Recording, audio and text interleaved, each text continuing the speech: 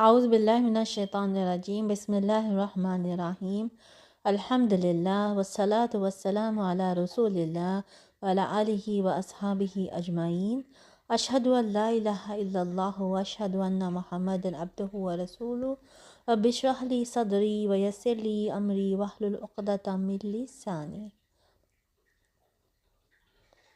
Today we are going to continue our Seerah study, and we are going to talk about the Prophet ﷺ's journey to Syria, his first journey to Syria. So at the age of 12 years old, Prophet Muhammad ﷺ, along with his uncle Abu Talib, went on a trade journey to Syria. Now there was a monk named Bahira in Basra. When the Prophet ﷺ reached this area, the monk came out to meet them. And even though he had never met the Prophet before, he recognized the Prophet ﷺ and said while taking his hand, "This is the master of all humans. Allah will send him with a message which will be mercy to all beings." Abu Talib asked, "How do you know that?" He replied, "When you appeared from the direction of Aqaba, all stones and trees prostrated themselves, which they never do except for a prophet.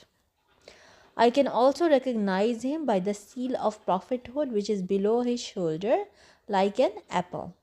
We have found this in our books." The monk also asked Abu Talib to send the boy back to Mecca and not to take him to Syria for fear of Romans and Jews. Abu Talib listened to this advice and sent the Prophet ﷺ back to Mecca with some of his men servants.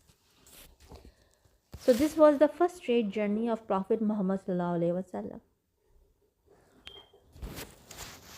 Now let's learn about the sacrilegious wars. When the Prophet ﷺ was 20 years old,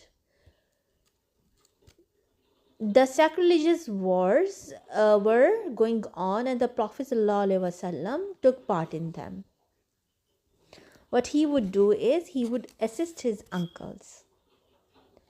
His efforts were to pick up the arrows of the enemy as they fell and hand them over to his uncles. This war broke out between two tribes. Quraysh and Banu Kinana were on one side and Qais Ilan tribe on the other.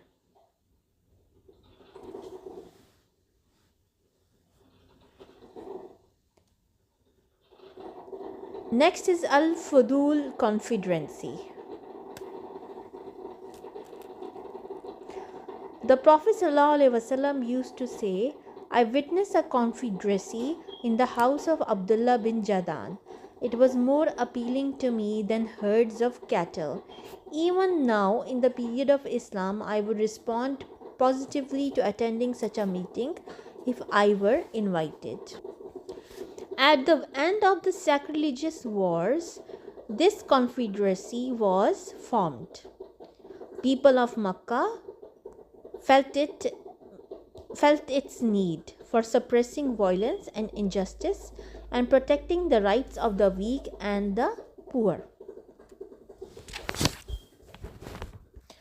The story that led to its convention says that a man from the Zubayd clan came as a merchant to Makkah, where he sold some commodities to Al-As bin Wail as-Sahmi.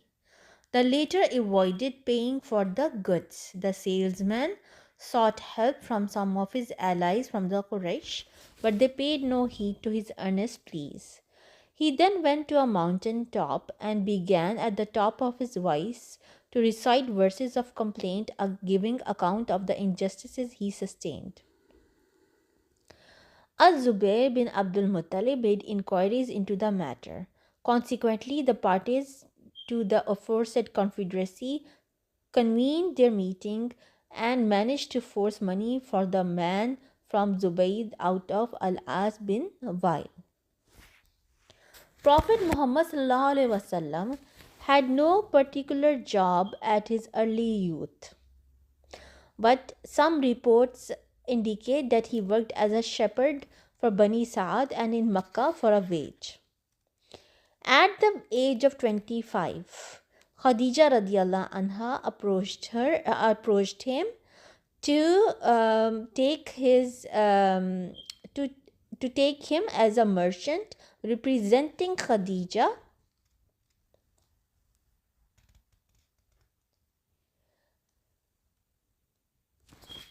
She offered him money to go to Syria and do her business, and she would give him a higher rate than the others. She would also send her servant Seerah with him. He agreed. The Prophet ﷺ agreed and went with her servant to Syria for trade with the goods of Khadija radiallahu anha. Now on his return, Khadija radiallahu anha noticed in her money more profits and blessings than she was accustomed to. And her servant also told her of Muhammad's good manners, honesty, deep thought, sincerity, and faith. Before this, many prominent men had asked for her hand in marriage, but she always refused their advances. But now she was interested in Prophet Muhammad sallallahu alaihi wasallam. She told her friend Nafisa about it, and that friend went to Muhammad sallallahu alaihi wasallam to inform him.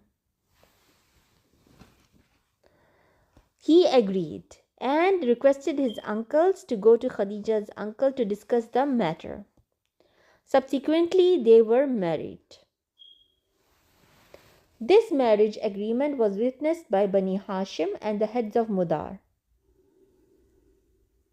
And this happened after the Prophet's return from Syria. He gave her 20 camels as dowry.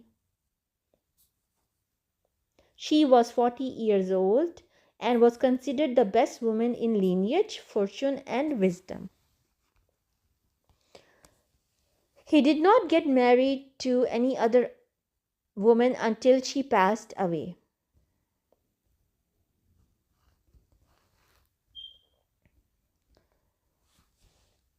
With the exception of Ibrahim, Khadija radiallahu anha bore all of his children, Al-Qasim, Zainab, Ruqayya, Kulthum, Fatima, and Abdullah, who was called Tayyib and Tahir. All his sons died in their childhood, and all the daughters except Fatima radiallahu anha died during his lifetime. Fatima radiallahu anha died 6 months after his death. All his daughters witnessed Islam, embraced it, and immigrated to Medina.